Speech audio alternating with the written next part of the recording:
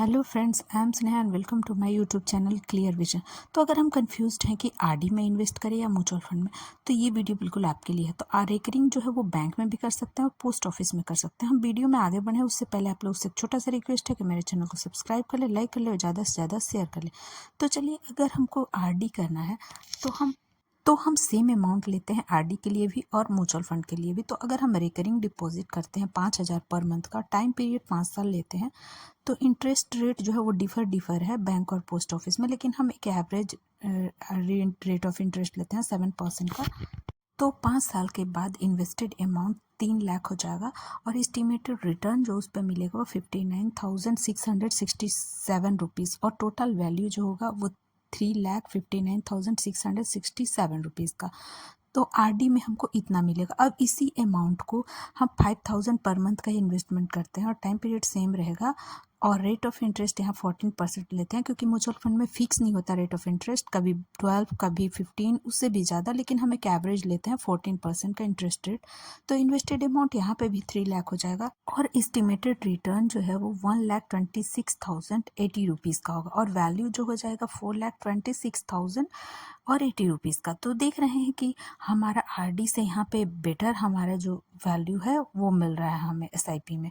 तो अगर हम टाइम पीरियड जितना ज़्यादा बढ़ाते हैं तो हमें और भी म्यूचुअल फंड में इन्वेस्टमेंट करने से ज़्यादा रिटर्न मिलने के चांसेस बढ़ जाते हैं, कंपाउंडिंग होता है मनी।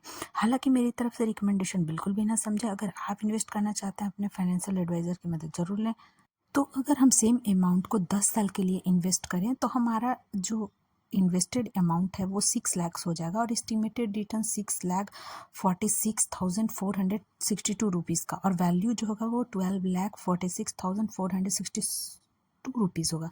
यहाँ पे इंटरेस्ट रेट भी 14% का ही लिए। तो देख रहे हैं कि टाइम पीरियड जैसे जैसे बढ़ाते हैं वैसे वैसे हमारा जो प्रॉफिट है वो बढ़ते जाता है।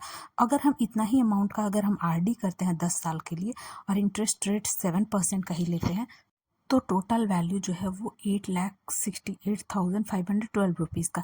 हालांकि दोनों ही तरह की स्कीम बहुत अपने अपने जगह पे ज़रूरी हैं। अगर हमें शॉर्ट टर्म में पैसे चाहिए तो हम आरडी भी कर सकते हैं, अगर हमें लॉन्ग टर्म में रिवीजन है तो स्टॉक मार्केट या म्यूचुअल फंड में एंट्री कर सकते हैं, उसमें हमें बेनिफिट होने के चांसेस ज़्यादा बढ़ जाते हैं।